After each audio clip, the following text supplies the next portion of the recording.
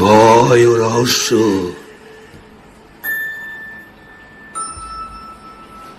এখানে ভয় পেতে নেই মানা।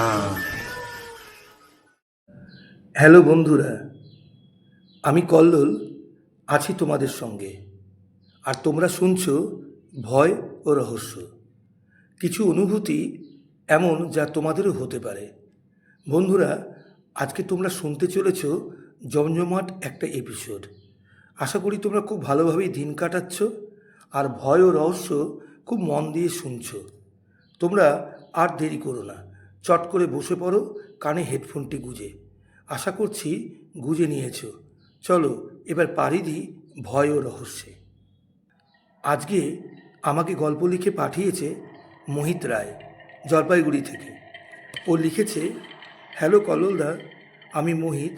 জলপাইগুড়িতে আমরা বিগত 40 বছর ধরে রয়েছি। জলপাইগুড়ি থেকে আজকে আমি তোমাকে একটা ঘটনা লিখছি। যদি তোমার ভালো লাগে তাহলে তুমি তোমার ভয় ও রহস্য চ্যানেলে অবশ্যই শেয়ার করো তোমার অডিয়েন্সের সাথে। আজ যে ঘটনাটি বলতে চলেছি সেটা শুনে তুমি বিচার করো ঘটনাটি অলৌকিক না ভৌতিক না দৈবিক। চলো তাহলে আমি আমার গল্পটা শুরু করি। আমরা জলপাইগুড়িতে থাকলেও রায়গঞ্জের একটা পাড়া আছে যার নাম মালুইখুড়া, যেখানে আমার ঠাম্মার বাড়ি ছিল। সেখানে ঠাকুরদাও থাকতো। মাঝে মাঝেই স্কুল কলেজে ছুটি থাকলে ওখানে যেতাম। তো সেখানে একবার ঠাকুরদার কাছে এক অদ্ভুত ঘটনা শুনে আমি তো প্রায় বাকরুদ্ধ হয়ে পড়েছিলাম। ঘটনা প্রায় 20-25 বছর আগে। তখন এখনকার মতো বর্ধিষ্ণু পাড়া ছিল না, লোকসংখ্যাও অনেক কম ছিল। গ্রামের শেষের দিকে একটা প্রাচীন অজীর্ণ কালী মন্দির ছিল। লোকমুখে শোনা যায় যে ওই মন্দিরে দেবী কালীমা খুব জাগ্রত ছিলেন। কারোর প্রতি যদি কখনো রুষ্ট হন তো আর রেহাই নেই। যাই হোক, প্রতিদিন ওই মন্দিরে ওই গ্রাম ও দূরের গ্রাম থেকে নানান মানুষ এসে পুজো দিতেন। ওই গ্রামেরই একটি 16-17 বছরের মেয়ে প্রত্যেক সন্ধেবেলা ওই মন্দিরে পুজো দিতে আসতো। আর মেয়েটির বাবা ওই মন্দিরের প্রধান পুরোহিত ছিলেন, পূজারী ছিলেন আর কি। মেয়েটি সন্ধেবেলা একা একাই পুজো দিতে যেত। মেয়েটি প্রদীপ জ্বালিয়ে দেবী মায়ের মুখের কাছে ধরে সন্ধ্যা দিত।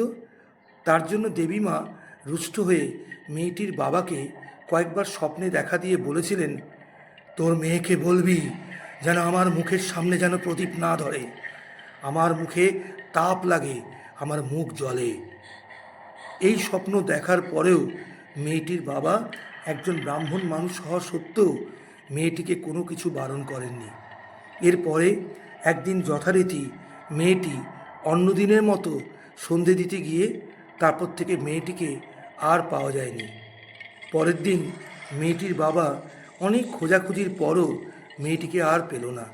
এরপর মেয়েটির বাবা আবার স্বপ্নে দেখলেন যে দেবীমা বলছেন, তোদের অনেকবার বলা সত্ত্বেও তোরা শুনিসনি, তাই তোর মেয়েকে তুলে নিয়েছি।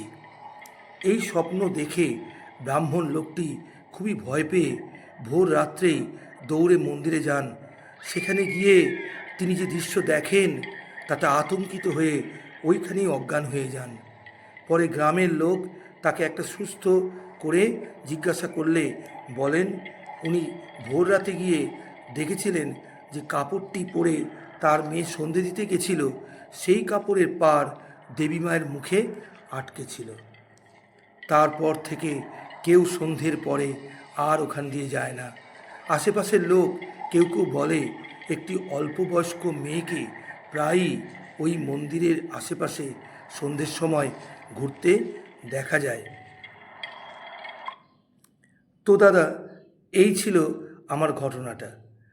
আশা করি তোমার ভয় ও রহস্য চ্যানেলের শ্রোতাদের এই ঘটনাটি অবশ্যই এক ভয়ের জগতে পাঠাতে সক্ষম হবে। প্রার্থনা করি তোমাদের ভয় ও রহস্য যেন অনেক বড় হয় ও এগিয়ে যায়। তো বন্ধুরা, এই ছিল আজকের মোহিতের ঘটনা। ঘটনাটি কেমন লাগলো অবশ্যই কমেন্ট করে জানিও। যারা এখনও ভয় ও রহস্য পরিবারে যুক্ত হওনি তারা তাড়াতাড়ি সাবস্ক্রাইব করে যুক্ত হয়ে যেও। তো হ্যালো বন্ধুরা, আজকের মতো এখানেই শেষ করছি। আবার তোমাদের সাথে শিগগির দেখা হচ্ছে নতুন কোনো জমজমাট ঘটনা নিয়ে।